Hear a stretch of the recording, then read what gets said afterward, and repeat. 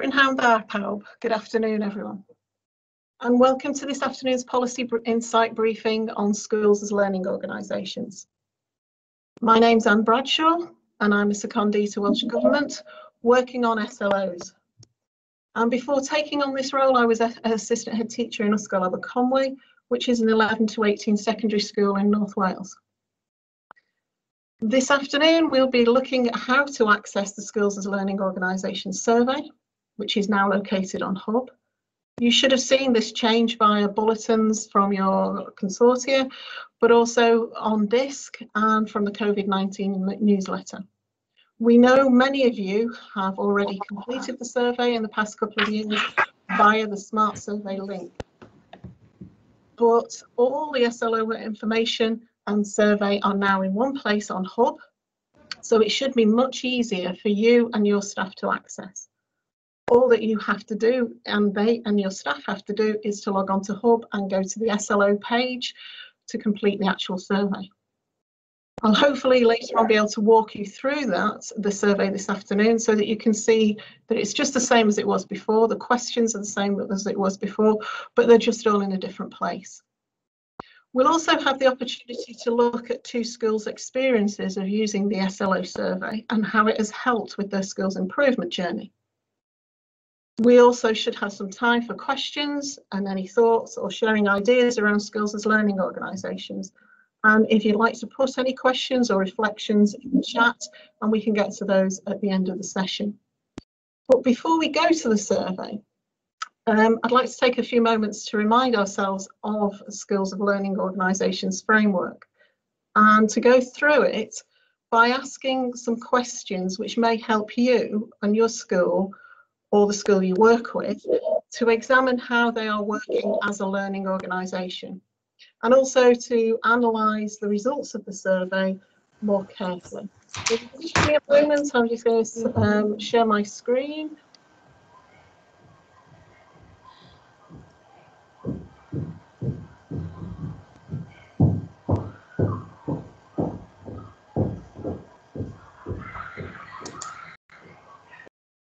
Okay. So the Schools as Learning Organisation framework allows us and enables us to develop ourselves and our staff into high-level professional, knowledgeable workers. We can use the framework in every aspect of our school. But I'd ask you to just consider, before we go any further, and look at the quote that I've just put on the screen from Art Costa. And I ask you to just read through that and consider how many people we actually know who are like this.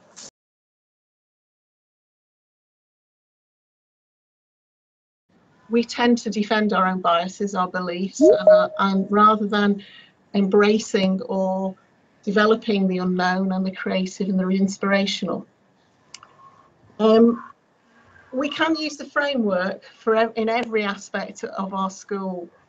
It challenges us to think and explore the way we think about how we teach, about how children learn, about how we learn, about how we work together, how we share and develop our working practices, and how we work with our local community and our nationally and internationally. Using the framework as a prompt or guide in our everyday planning enables us to develop highly adaptable, resilient learners in both our students and our staff. I'd ask, do you use the SLO framework as a basis for school improvement? Do you use it to plan?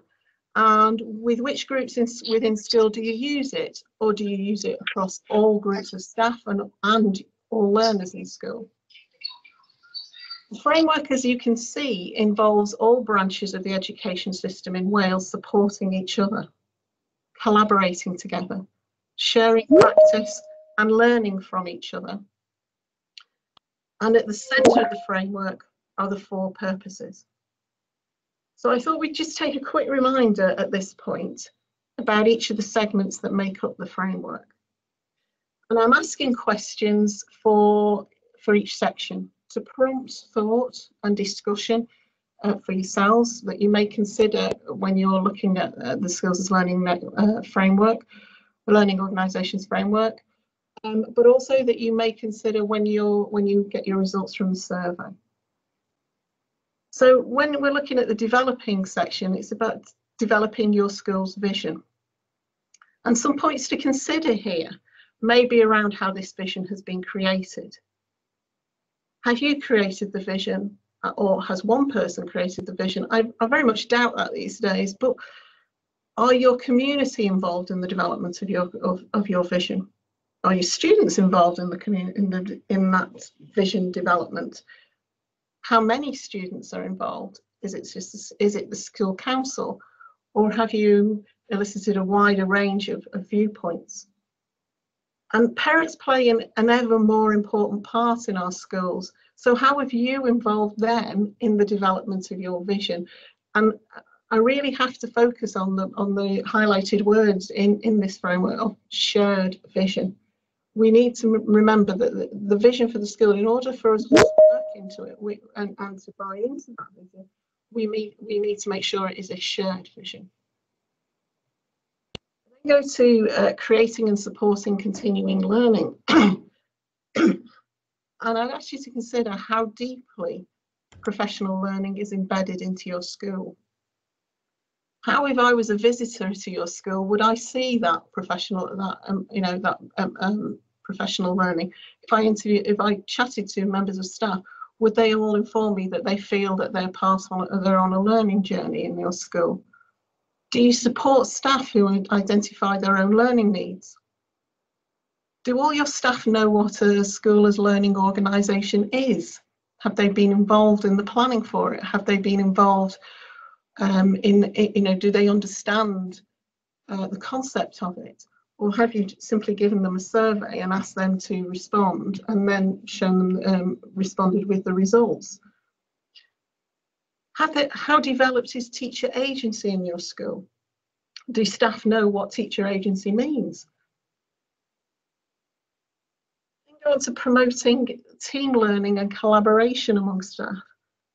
And do you create opportunities for staff to learn together? Are those opportunities regular?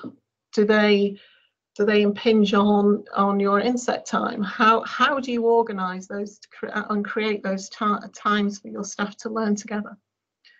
Do you allocate that time on a regular basis? Does your leadership team learn together? And what projects or developments have you got over the next 12 to 2 years, 5 years, that will be assisted by staff learning together? Establishing a culture of inquiry is one area that many schools find quite difficult. But do you encourage risk-taking and innovation in your school? And do you establish mechanisms for inquiry and investigation? Have you supported your staff to understand how to investigate a development and where to go for research? Have you used models from universities or further education? Do you establish this inquiry by evaluating its impact and developing a resource for your school, which could simply be all the research that staff have been doing, examples of them collaborating together? But by developing that research, you will then be able to embed systems for collecting and exchanging knowledge. So do you and your staff use research and inquiry to improve their own working practice? And how do they share that practice? Do you use inquiry and research as your go-to element, as the basis of change? Is this part of the rhythm of your school? As I said before, when you're looking at new developments, do you look and inquire and research about how other systems have implemented these sorts of changes before you start to explore those changes yourselves?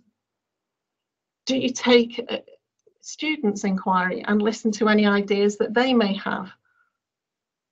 And with parents, is research and inquiry used to explain change to parents? When we're looking at learning from the external environment, do you encourage learning collaborations with other schools, with further education establishments, with universities, with business, with public bodies such as the NHS, with local community associations, and with national societies? So I'd ask you in this section to examine what sort of learning links have you got. Personally, I know of some very detailed and some very profitable work in the north that's been done with Toyota and Airbus, which has provided teachers and schools with a wealth of ideas and has been mutually beneficial to all. And you know, there's been some great work done by the NHS about coaching and mentoring for their staff and developing programs for professional learning there.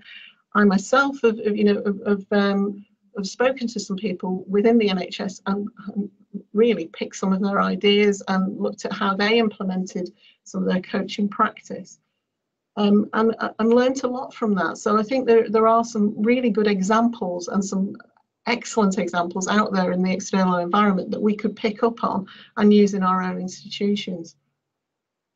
So what I'd ask you to do is to think what learning links need to be developed in my school for ourselves, for the staff, for the students, and also for the benefit of our local community.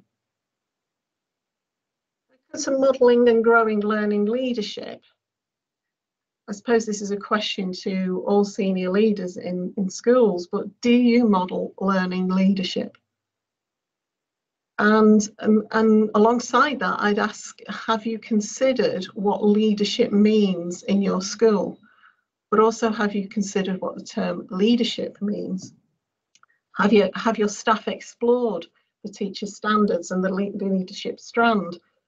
And have you encouraged this? Have you made time for exploration of that strand?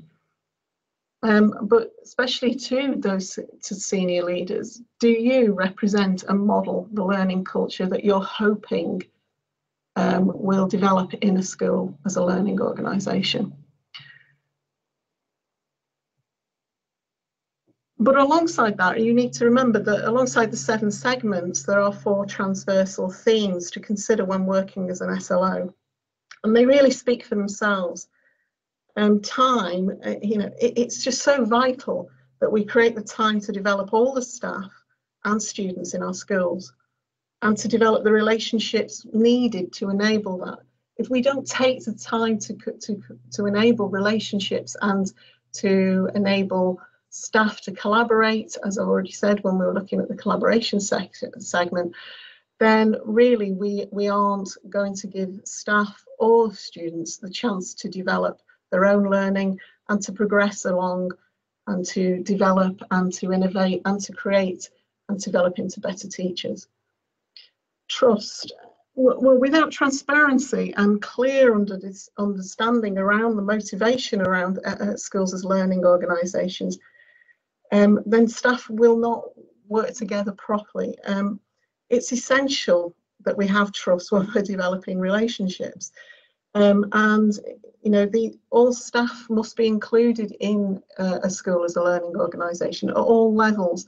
And the survey asks you to do that. All staff, teaching assistants, teachers, senior leaders, all take part in the survey. And so hopefully you can use that as the base to develop the trust to work together. The last 2 of these you know, transversal themes, technology and thinking together, I suppose are at the forefront of my mind in recent times. Technology, at the beginning of the current pandemic, how many of you would say that your staff had the technology to respond to the new ways of working that are now needed? I can say quite, you know, reasonably from many conversations that I've had with schools that there was a lot of just-in-time training that was going on for those who hadn't worked in this way before. And indeed, I've probably undertaken some this afternoon myself. And technology is more important than ever in current times. But thinking together as well. If there's one thing that I miss throughout this current period, it's been the ability to think together. You know, admittedly, I'm in more Teams meetings, and so probably are yourselves. But those little exchanges that we had as professionals, those little golden exchanges of information where we shared ideas, and then we tried it out in our own context, are the bits that I think are missing at the moment. And we really must remember the importance of that, and try to attempt to create opportunities for thinking together. We have to try to build those collaborative teams and recreate those conversations that used to happen on the corridor and probably aren't happening anymore as we're walking along in our masks along the corridor. But those things that we learn so much from. And we have to recognise that staff need these too. So I'd ask you to consider at the moment, have you created a staff sharing area? Would that be something that you need to do in future? So once you've done your survey and once you've gone through the survey, where do you go next? And what do you do? Well, obviously, as I've put on this slide, the first thing to do is make sure you've completed your survey. Many of you have already done the survey before. And as I said, that was the Smart Survey link. Everything that link is completely disabled now. Everything is through Hub. And so the most important thing to remember when you're accessing the Skills as Learning Organisation survey is it's all through Hub. I'll take you to that in a moment and show you how to show staff to get into it, but I'll also show how a head teacher can access their results. What I'd say to you to do is to make sure that you set a timeline for your staff to do the survey, and remember also that these are your results. Nobody else will get this data. We don't see your data at Welsh Government. No one else at your consortium doesn't see it. These are your results, and it's your data to review and to take the time to consider and evaluate what that means to your organisation. And then you should plan and take the time to develop your plans from the survey. I will be very interested to hear some of the stories from your journeys as Skills as Learning organisations. And I think that some of you may find that when you do this, if you do the survey again, or if you do the survey from now on, that you'll have very different priorities from your staff as a result of the current COVID situation and their training needs, which may have arisen. When you get your results from the survey, which once again, as I say, only the head teacher can access, and remember it is your data, you will see that you get a spider diagram like the one that's on your screen, which will give an overview of your staff responses to the survey in general and to each segment. The diagrams on your screen are to the questions on vision. And you can see from this sample here that there's a little bit of work to do here about the involvement of parents and outside agencies in creating the vision of the school. You will also get a set of bar charts which will show how the staff in your school responded to each question. This will give you the percentages of staff who responded at each level, so the percentage who strongly agreed with a point or strongly disagreed with a point. This is just a sample for the vision section. You can see in this sample there's quite a few people strongly agreeing and strongly disagreeing. You will then also, the only thing that we will see at Welsh Government is a page like this, which will give us the amount of schools that have completed the survey, and this is from yesterday morning. There were 88 schools who have now completed the survey on Hub, and it will just literally give us an overview of which schools have completed the survey and in which consortia they are. So before we go to the next part and look at how to access the survey on Hub, I'd just ask you to think about, once again, another quote from Art Costa. And what we're aiming for when we're looking at schools as learning organisations are to develop staff and develop pupils who sees problems, situations, and use those as valuable opportunities to learn. And I really like this bit where it's got, you know, always striving for perfection, always growing, always learning, always modifying and improving themselves. And if we can create that, then we will have a workforce that is ready and adaptable to all sorts of new change, and also to situations like we find ourselves in at the moment. So what I'm going to do now is go through to show you the hub pages, and hopefully I will be able to turn the screen to the hub, and hopefully you will all be able to see the main screen of hub. Sorry. Okay, so once you've logged into hub, what I'm talking about at this point is how to access it for your staff. But the Skills as Learning Organisation survey is a starting point, and this is just a reminder, is a starting point for schools to map their professional learning for the new curriculum. So as you can see, the survey is now on hub, and it makes it a lot easier for head teachers and staff to access. If your school is repeating the survey, the questions have not changed, they've not changed at all, and you will see the results displayed, as I've just shown you, as a spider diagram. And legacy data, the historical data for you, will be available in the head teacher's drop-down menu at the side of the survey. And this will give you your school's data for the year 2019-20. Okay. And the survey you're accessing, that you will set up now on hub, will be labelled Academic Year 2021. It's really important that you read through the desk instructions that are on the Skills as Learning Organisation page, but there is a quick summary below that if you haven't got that time. Before starting the survey, a really important piece of information is that you need as a school to ensure that all your staff details are up to date on your management information system. And that will ensure that the system places members of staff in the right category, and also that you don't end up with any members of staff not being apportioned to your survey.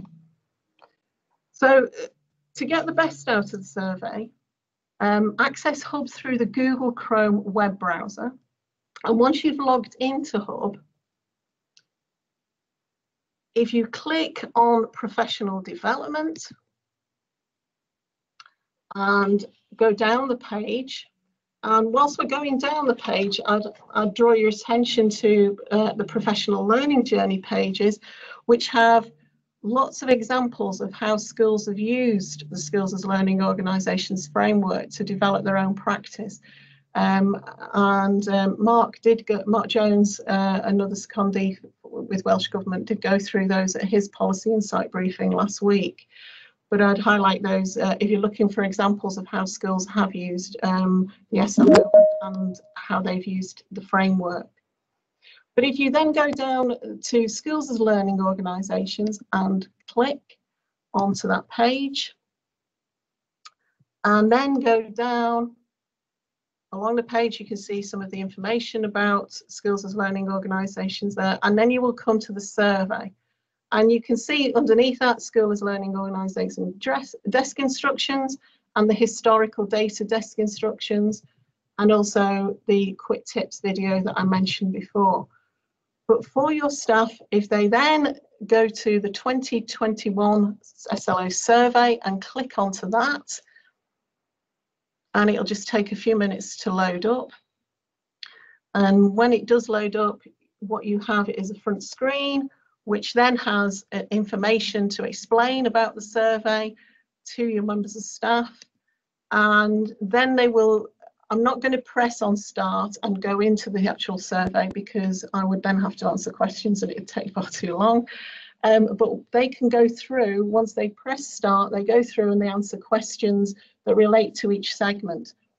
And once they've done those, all of the questions, they must click submit in order to have their results as part of your survey. They can do the survey and then come back to it later and not submit it.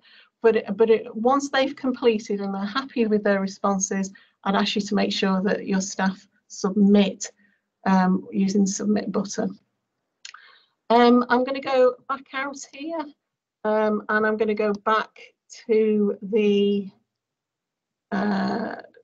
main page. Yeah, okay. So as a head teacher then, when I want to go into get my results from the survey, I would go into playlists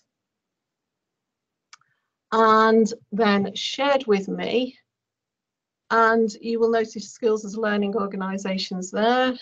And the results that I get here in a moment show how many people have been looking at it in Wales, so please don't think that you will get this. But you then get skills as learning organisations, and what we would ask you to, you'll see the drop down menu here. You'll be able to put in another filter set, so you'll be able to put in 19 skills as learning organisations, 1920, if you're looking for the historical data to compare with. But if you click on select an activity, skills as learning organisations, and go down the page, you will then see skills as learning organisations again, and you will get your results underneath, and you'll get your bar chart, etc., that I showed you before. So if you need any help in completing the survey, contact the SLO help desk or myself. Remember that you, sorry, I'm not sure why that's gone back there. Remember that you should complete the survey each year to support your development planning, but you can do this survey at any time which suits you best. So it may be that you want to do this in September, or you may want to do it later in the year as you see things starting to embed. But I think that you may see some interesting results this year in the light of the pandemic. And remember, once again, I can only reiterate, this is your data, only you can access it, and only the head teacher can get the results via Hub. Okay, so I'd just like to now move on to another PowerPoint, which is from Rhonwen Morris at Ysgolion Preseli. Rhonwen is assistant head teacher at the school, and it's an 11 to 18 school.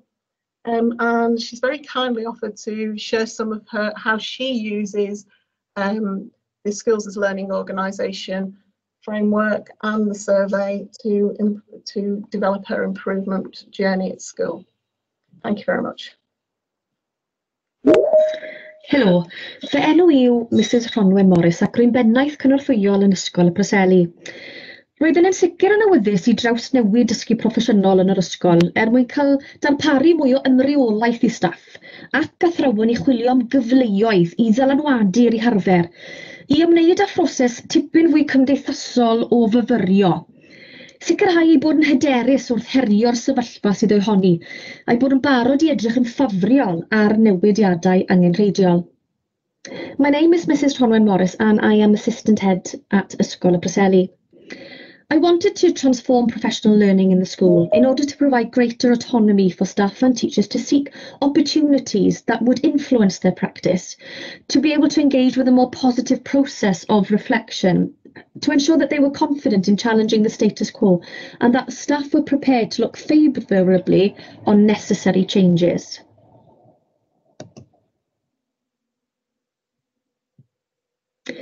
Dechreuon ni ar y broses trwy gwblhau holiadur ysgol fel sefydliad sy'n dysgu. Ac roedd y canlyniadau yn ddefnyddiol iawn wrth I ni werthuso datblygiad proffesiynol ysgol gyfan yn ogystal â chynllunio ar gyfer y ffordd ymlaen. Mae'r holiadur yn sicr yn darparu mewnwelediad allweddol I safbwyntiau staff dysgu, staff atodol a'r tîm arwain. Deithpwyd yn amlwg ein bod fel tîm arwain o'r farn ein bod yn perfformio'n dda o ran dysgu a datblygu proffesiynol, ond dengys ymatebion staff dysgu a staff atodol bod gwaith gennym i'w gyflawni. We started the process by completing a school as a learning organisation survey. The results have been very useful in evaluating whole school professional development, as well as planning for the way forward. The questionnaire provides key insights into the views of teaching staff, support staff, and the leadership team. It emerged that as a leadership team, we believed that we were performing well in terms of learning and professional development, but the responses of teaching and support staff demonstrated that there was more work to do.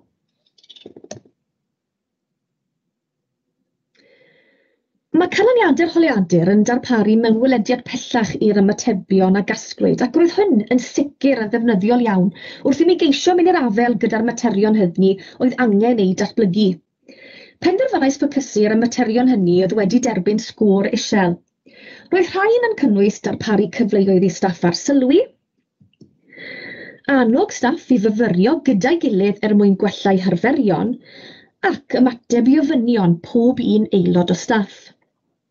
The results of the questionnaire provide further insight into the responses gathered, and this was very useful in trying to address those issues that needed to be addressed and developed.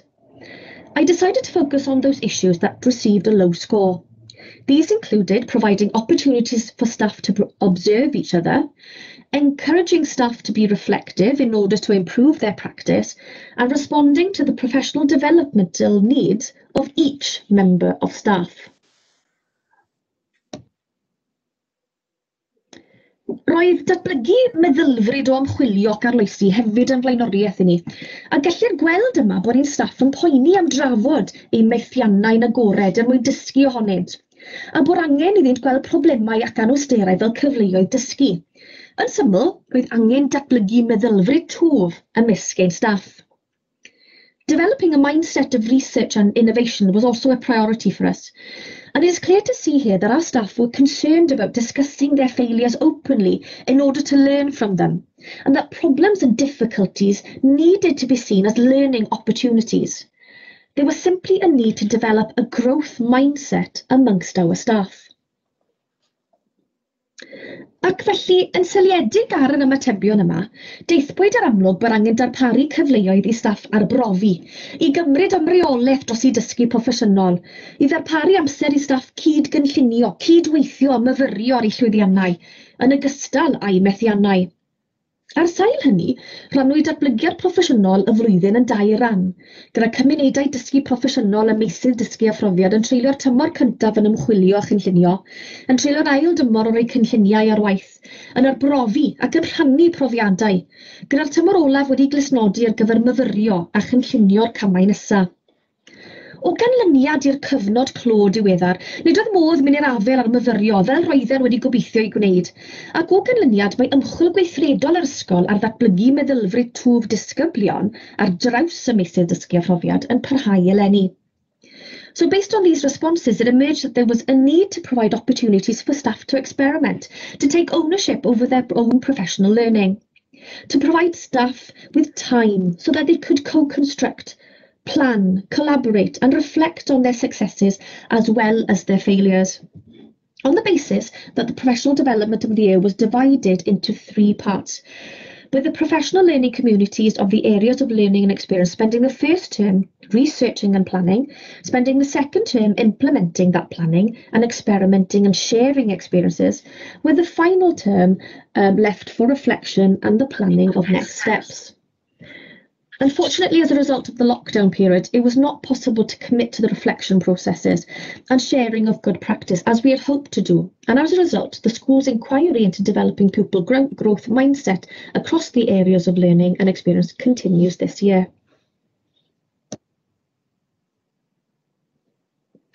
By'r celfyddydau mynygiannol yn manteisio ar y cyfle i ddatblygu'n broffesiynol a pharhau gyda'r gwaith ymholi yn ystod y cyfnod clo.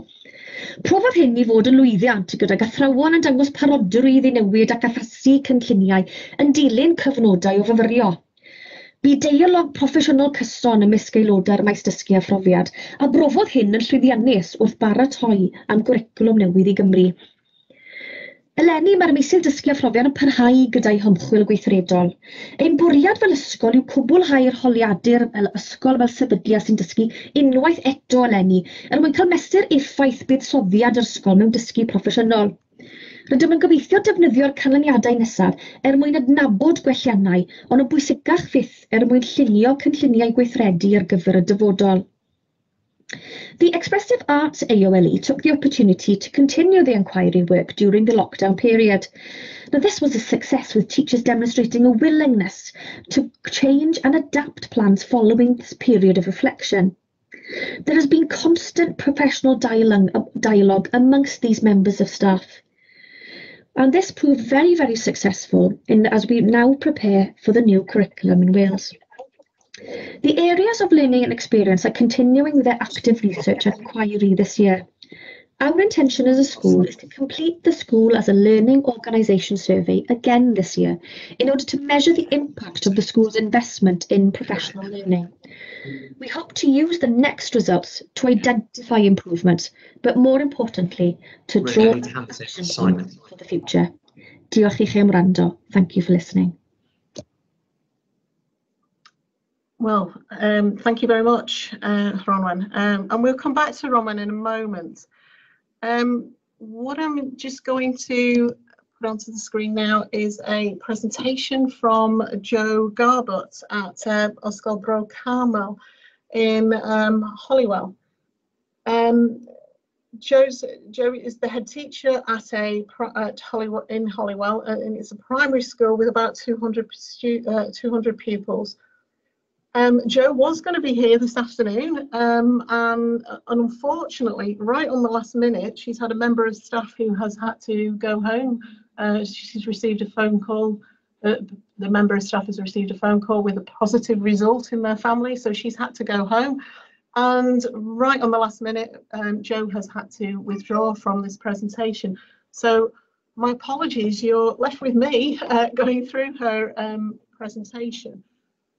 One of the reasons I asked Joe to present this afternoon was simply because I've worked with Joe over the past few years as we've developed skills as learning organisations together. I worked with Joe as a result of being involved with GWER and Ruth Thackeray and EROS and developing skills as learning organisations in the North.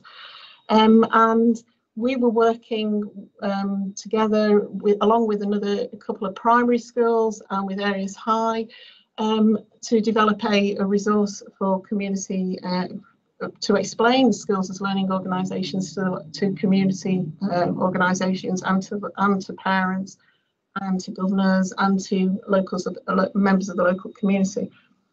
But one thing that I have to say about Bro Carmel is, and I have to say it, Joe probably won't like me saying it, but I get the impression every single time I walk into Bro Carmel that skills as learning organisations pervades that school.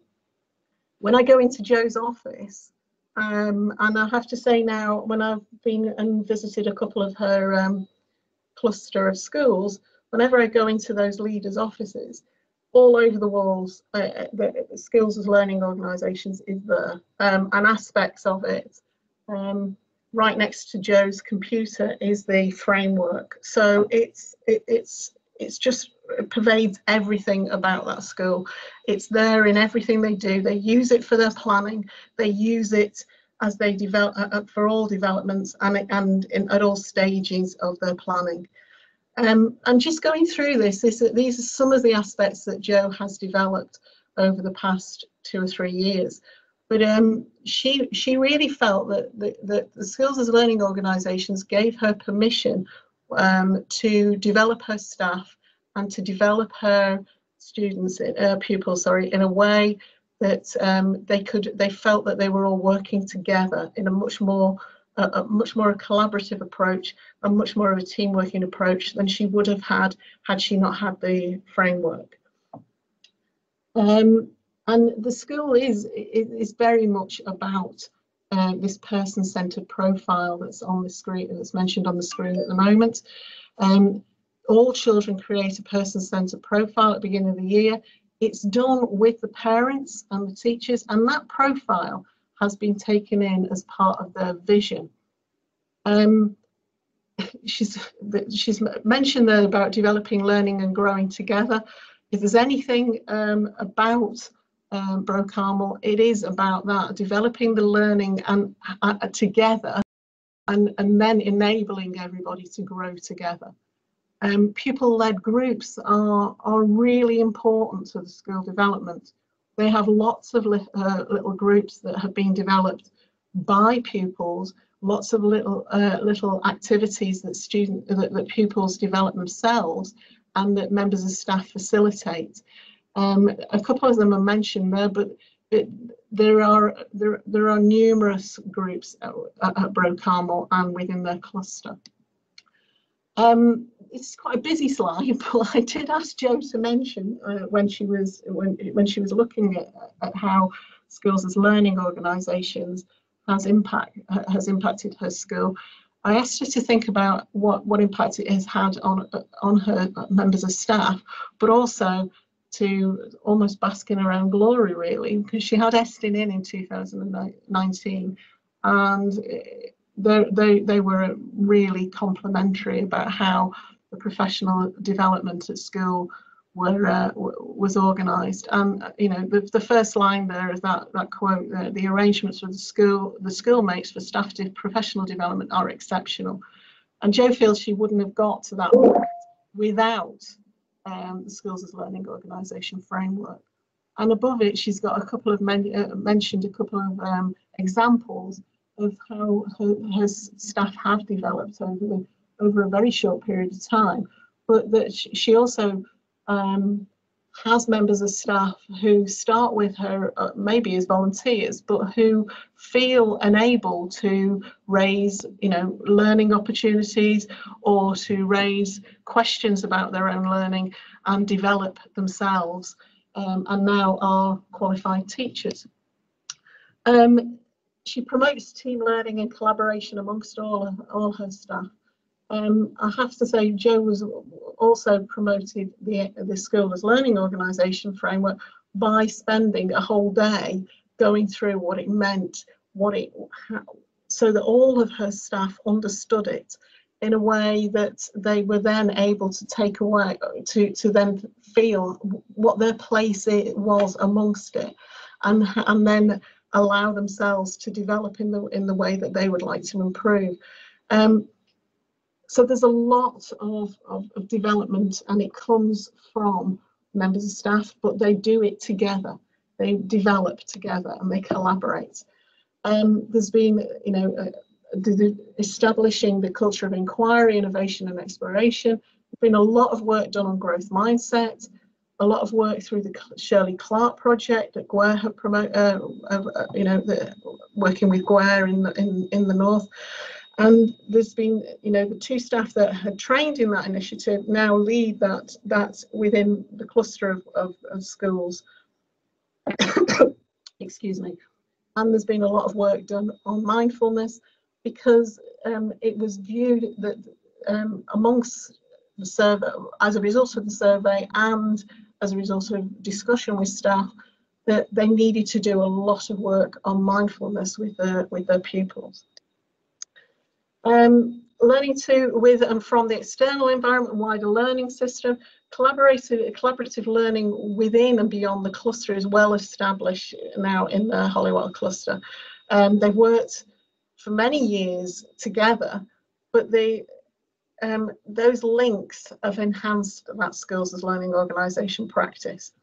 They're working now together on many different layers. And as you can see at the bottom there, you've got the curriculum development, staff wellbeing and sharing good practice, blended learning are some of the things that they're working on at the moment. And the Holywell cluster was as Jo would say, has been working for quite some time, but was really enabled as well through GWER's peer review project. And so there was a lot of you know, help and some funding there to enable to share Bro Carmel's vision and how they worked and how they developed as a school. But they're a pretty large cluster. but they've split to head teacher peer-to-peer triads. Those triads visited each other's schools. They did learning walks, they sampled books. Head teacher peers then fed back to the head teacher of each school, identifying good practice, and that's evolved, and they have shared insight. They now have aligned practice, staff wellbeing and sharing good practice. There's now a big there's a grant application with Ysgol Maes y Glas, and so there's another project developing around that. And I'm not sure why my screen's not moving. There we go. And they are now working on blended learning as well, with being led by another school, Ysgol Glenaba. And so I'm just going back to that modelling and growing learning leadership. That's one of the aspects that Jo has really pushed in her school. And we've got that quote once again from Estin. And Jo's put as a quote on the top: in my school, leaders provide opportunities for students to participate in decision making. I have to say that is a real key factor in Bro Carmel. Pupils are fully involved in and have a very, very large voice in how this school develops and how the school improves. And leaders model effective collaborations with lots of external partners. You know, from members of staff who presented at lots of different venues and Venue Cymru in North Wales, to members of staff getting involved in all sorts of different presentations and getting involved internationally. And Skills as Learning Organisations has given the premise to work in this way. And I really like the end quote that Jo's put on there, that together we're stronger. So thank you very much for listening, and I do apologise that Jo isn't available for this presentation, but now we're going to just go to a quick panel discussion and to look at a couple of questions with myself and Bronwen, and hopefully that will we'll move across to that in a moment. That. Yeah. Hi, Bronwen. Hi. Hi. I just wanted to follow up with a couple of questions, if that's okay, from your presentation that you did, and thank you very much for that this afternoon. And you know, I do apologise that Jo's not here, because there would have been three of us to sort of collaborate together. But how did you interpret the results of your survey when you first did it? Was it yourself, or did you do it as part of a team? Who was involved in interpreting the results of your survey? I started off by interpreting the results, and then those results were shared with all members of staff during an inset morning. And then following on from that, then I looked at, obviously, as I noted in my presentation, with regards to where I thought our strengths were, but also where our weaknesses were in terms of professional development. And it was quite interesting to see maybe the different opinions from the senior management team to staff. And that was quite shocking, to be honest, but it was almost a little bit of a reality check that we needed as a school. When you can sometimes think, oh, we've planned this, we have speakers coming in and we do these different insets and people attend courses. But what really came out quite strongly was the fact that our members of staff were a little bit scared about making mistakes. And we were encouraging them to be innovative and to take risks with regards to pedagogy, but they were a little bit scared of that, of making mistakes. And obviously, you know, as we encourage learners to make mistakes and to learn from their mistakes, but we weren't encouraging our members of staff to do that. So based on the results of that questionnaire, we shared it with all members of staff, and then I shared then our plan then for the year. And a lot of it came down to providing staff with autonomy, but also providing staff with time.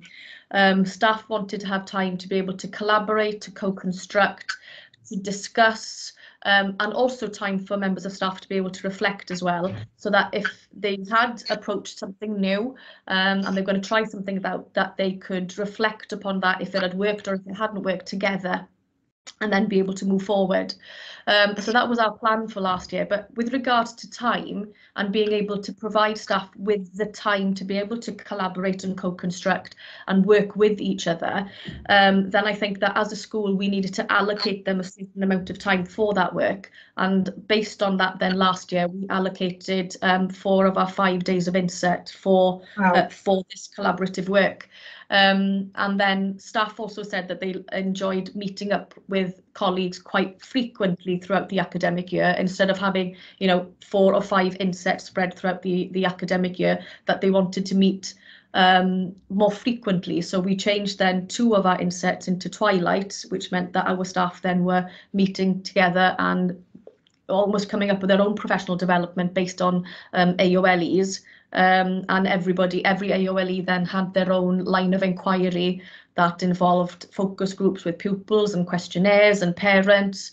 And it was just lovely to see, that work flourished then throughout the academic year.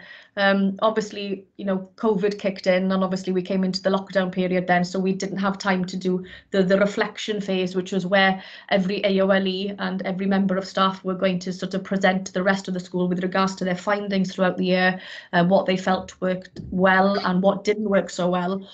So based on that, then we're continuing with that reflection now, and also into the next planning phase for the next academic year now.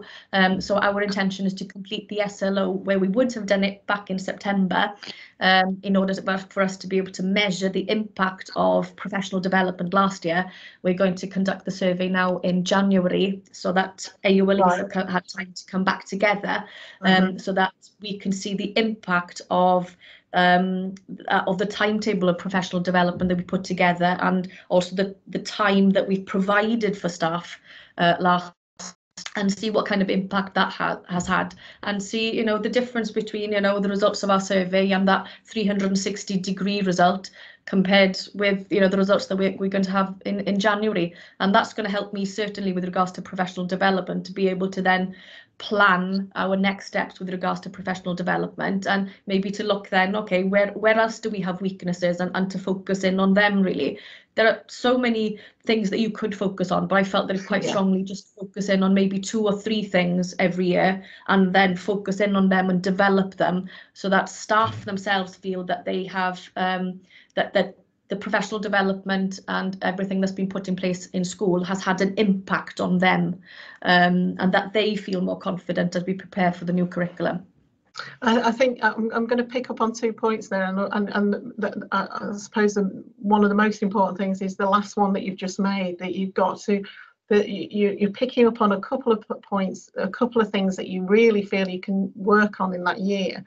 And then staff feel that it's having some impact. They can see the difference in that, and then start to feel confident and develop themselves in different ways.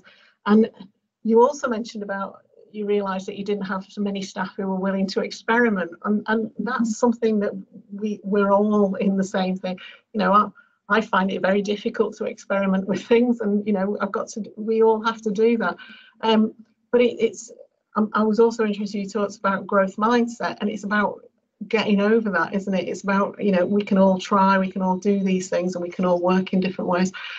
But thank you very much, Ronwyn. I've just got a couple of questions that are come through this afternoon that I just want to answer before I go to Mark Ford, who's going to talk about the next policy insight briefing.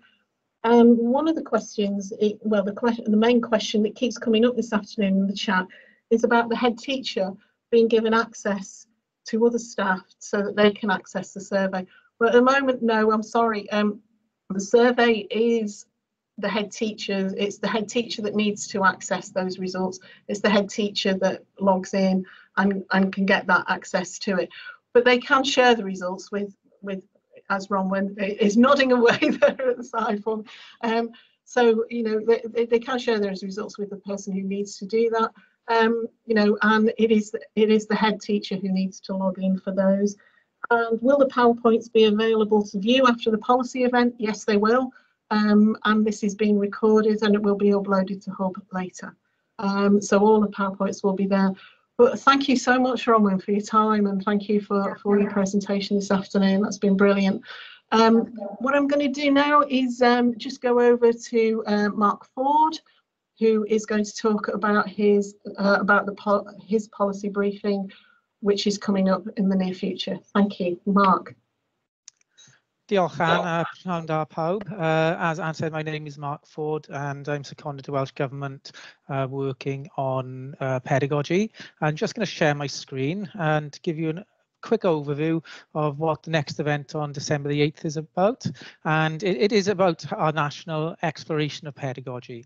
And during that event, some of the things we'll be looking at then are exploring pedagogy and why is it important, outlining the big picture for the National Pedagogy Project, and homing in a little bit more on Talk Pedagogy, which is a new online community that will allow teachers and leaders across Wales to have discussions, conversation, share thinking, share practice, and collaborate together.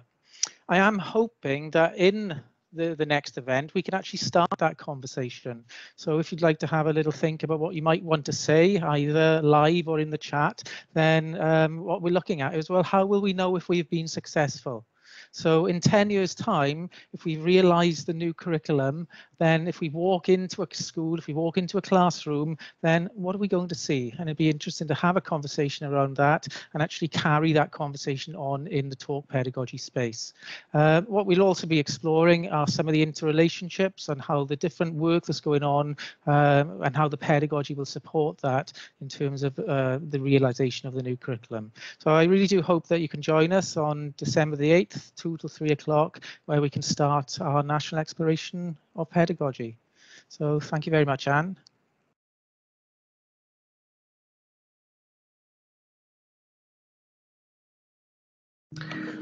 Okay, thank you very much, everyone, for attending this afternoon. And hopefully you've all learned something this afternoon that's been useful for in your journey as skills as learning organisations. As I said before, you've got my contact details. If you've got any questions, then please do contact me, and I'll see how, if I can answer those questions for you. But thank you very much for your time, and I'm going to call an end to this briefing. Thank you.